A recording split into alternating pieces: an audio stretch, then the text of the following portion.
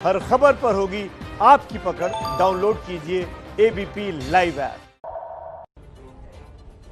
भारत चीन सीमा विवाद के बीच वायुसेना के अधिकारियों की बैठक 22 और 23 जुलाई को होनी है। बैठक में सीमा पर राफेल की तैनाती पर चर्चा होगी। वायुसेना के वरिष्ठ कमांडर चीन सीमा की स्थिति पर चर्चा करेंगे।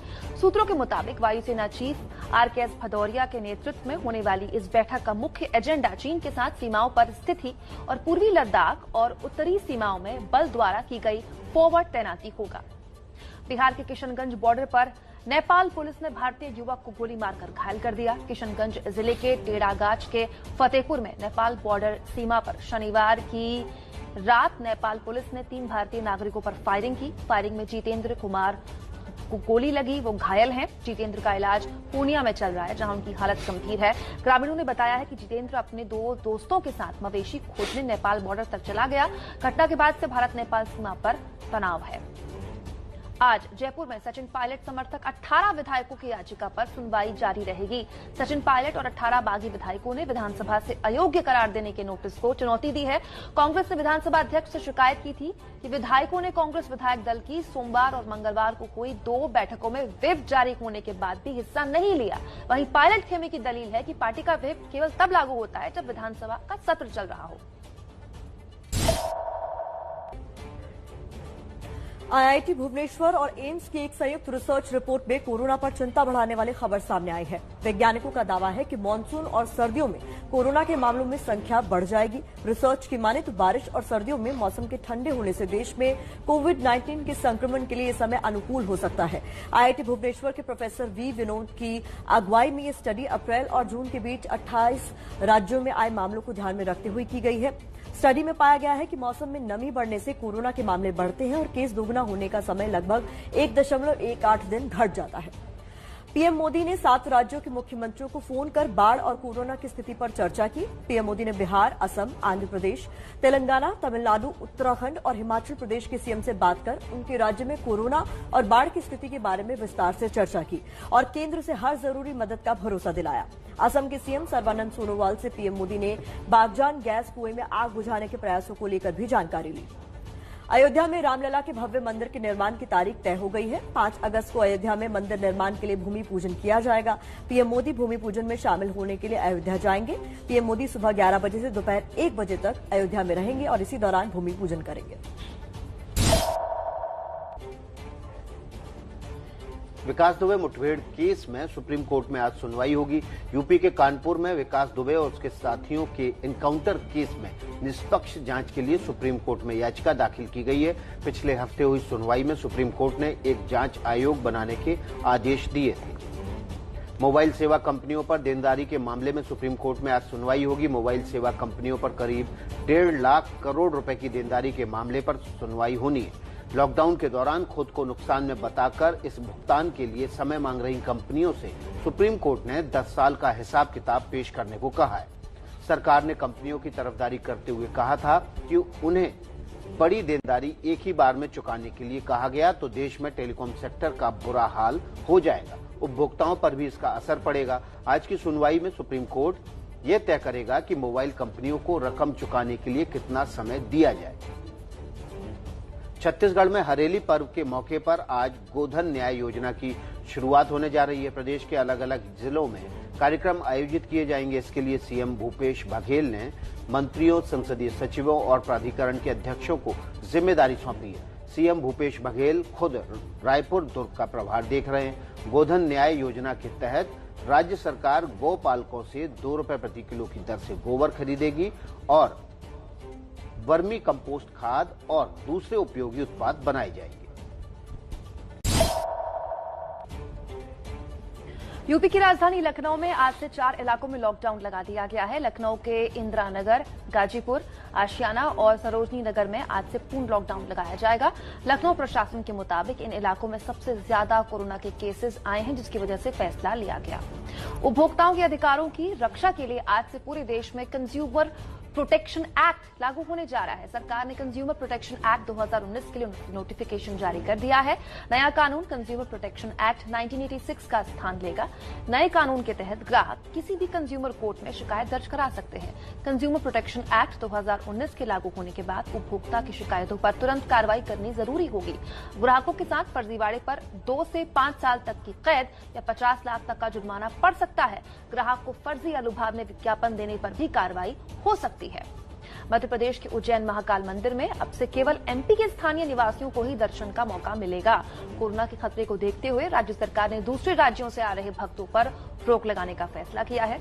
सोमवार से मंदिर में केवल एमपी के भक्त ही दर्शन कर सकते हैं। सावन के महीने में महाकाल मंदिर में रोजाना 8 से 10 हजार भक्त दर्शन करने पहुंच रहे हैं। जुलाई के महीने में देश में कोरोना की रफ्तार खतरनाक होती जा रही है। पिछले 24 घंटे में देश में 38,902 केस सामने आए हैं। कोरोना संक्रमण के मामलों का यह अब तक का सबसे बड़ा रिकॉर्ड है। देश में आज कोरोना के मामले 11 लाख के पार हो सकते हैं। भारत में कोरोना से अब तक 26,816 लोगों की जान जा चुकी है। कोरोना से ठीक हुए लोगों की संख्या 6,77,423 है। देश में इस समय रिकवरी रेट 62% से ज्यादा है। बिहार में कोरोना का प्रकोप बढ़ रहा है। रविवार को बिहार में एक दिन में 1,412 नए मामले सामने आए। बिहार में अब तक कोरोना संक्रमण के 26,000 से ज्यादा केस सामने आ चुके हैं। संक्रमण की बढ़ती रफ्तार देखकर पटना के 25 अस्पतालों में एंटीजन टेस्ट की सुविधा शुरू कर दी गई है। अस्पताल में यह सुविधा निःशुल्क दी जा रही है। उत्तराखंड के हरिद्वार के इंडस्ट्रियल एरिया सिडकुल में एक ही कंपनी के 288 कर्मचारी कोरोना पॉजिटिव पाए गए हैं।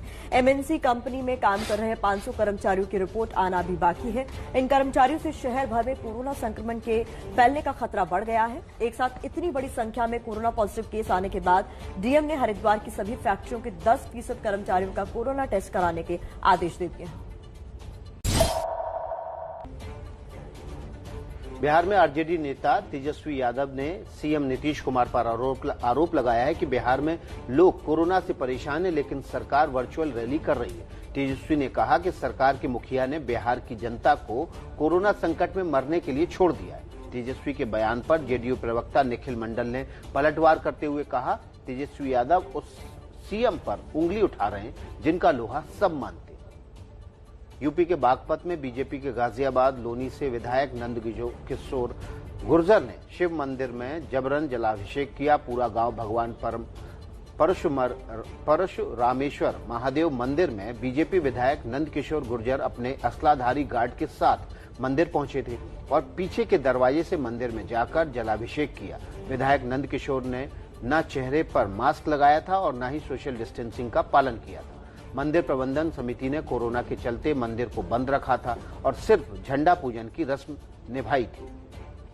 महाराष्ट्र ने बीजेपी के अपने कार्यकर्ताओं से अपील की है कि इस बार महाराष्ट्र के पूर्व सीएम देवेंद्र फडणवीस के जन्मदिन को सादे तरीके से मनाया जाए। कार्यकर्ताओं को विज्ञापनों, होर्डिंग्स और समारोह से दूर रहने को कहा गया है। महाराष्ट्र बीजेपी ने अपील की है कि कोरोना मरीजों की ज्यादा से ज्यादा सेवा की जाए। आपको बता दें कि पूर्व सीएम देवेंद्र फडणवीस का जन्मदिन 22 जुलाई को मनाया जाएगा। असम में भारी बारिश और लैंडस्लाइड से बड़ी तबाही हुई है। असम राज्य आपदा प्रबंधन प्राधिकरण की रिपोर्ट के मुताबिक बाढ़ और भूस्खलन से राज्य में अब तक 107 लोगों की मौत हो चुकी है। असम में 26 जिलों में 27 लाख से ज्यादा लोग प्रभावित हुए हैं। काजीरंगा राष्ट्रीय उद्यान में भारी बारिश से अब तक 108 पशुओं की जान चली गई है। बाढ़ से सबसे ज्यादा 4.53 लाख लोग यानी कि 4.5 लाख लोग गोलपाड़ा में प्रभावित हुए हैं। बारपेटा में 3,44,000 लोग और मोरी गांव में 3,41,000 लोग प्रभावित हुए हैं। बिहार में कल आकाशीय बिजली गिरने से 11 लोगों की मौत हो गई। गया, पटना, सहरसा, मधेपुरा, पूर्णिया, नवादा और बेगूसराय में बिजली गिरने से मौत हुई है। मरने वालों में पूर्णिया के एक ही परिवार के 3 लोग शामिल हैं। मौसम विभाग ने आज के लिए भी आकाशीय बिजली गिरने का अलर्ट जारी किया है। मौसम विभाग के अनुसार भोजपुर, बक्सर, मुजफ्फरपुर, समस्तीपुर, मधेपुरा, सहरसा, सीवान, गोपालगंज और सारण जैसे इलाकों में बारिश और बिजली गिरने की आशंका है। बिहार के दरभंगा में बागमती नदी के तेज बहाव से बांध टूटने के कगार पर है। केवटी के गोपालपुर में बागमती नदी पर बंधे बांध से तेजी से पानी का रिसाव हो रहा है और 20 फीट तक बांध टूट चुका है। पिटुरुच में बांध टूटने से ग्रामीण 3 दिन से आंदोलन कर रहे हैं। बांध टूटने से गांव के सैकड़ों घर और पंचायत घर में पानी घुस चुका है। प्रदर्शन कर रहे ग्रामीण आज से स्थानीय प्रशासन के विरोध में अनशन पर बैठेंगे। यूपी की नोएडा में फेज 3 में पुलिस ने ऑपरेशन क्लीन के तहत एक बदमाश को गिरफ्तार कर लिया है। नोएडा की फेज 3 पुलिस ने एनकाउंटर के दौरान यूनुस मलिक नाम के बदमाश को गिरफ्तार किया है। मुठभेड़ के दौरान यूनुस के पैर में गोली लगी थी, जबकि उसका साथी फरार हो गया। यूनुस पर 1 दर्जन से ज्यादा आपराधिक मुकदमे दर्ज हैं। घायल बदमाश के पास से फर्जी नंबर प्लेट लगी मोटरसाइकिल और तमंचा भी बरामद हुआ। यूपी में एक के बाद एक शिक्षक भर्ती में फर्जीवाड़े का भंडाफोड़ हो रहा है। बस्ती के पिपरा गौतम में बाबा रामशंकर दास माध्यमिक विद्यालय के प्रिंसिपल 3 महिला टीचर पर जाली डिग्री दिखाकर नौकरी लेने का आरोप है। इस मामले में एसटीएफ ने क्लर्क को सस्पेंड कर दिया है। एसटीएफ ने प्रिंसिपल और महिला शिक्षकों का वेतन भी रोक दिया है। 2 शिकायतकर्ताओं ने क्लर्क और प्रिंसिपल के खिलाफ जाली दस्तावेजों के आधार पर नियुक्ति लेने का आरोप लगाया था। मुंबई से सटे भिवंडी में कोरोना मरीज ने क्वारंटीन सेंटर से कूदकर खुदकुशी कर ली। मरीज ने दोपहर के समय भीड़ के बीच कूदकर आत्महत्या कर ली। खुदकुशी की वजह साफ नहीं हो सकी है।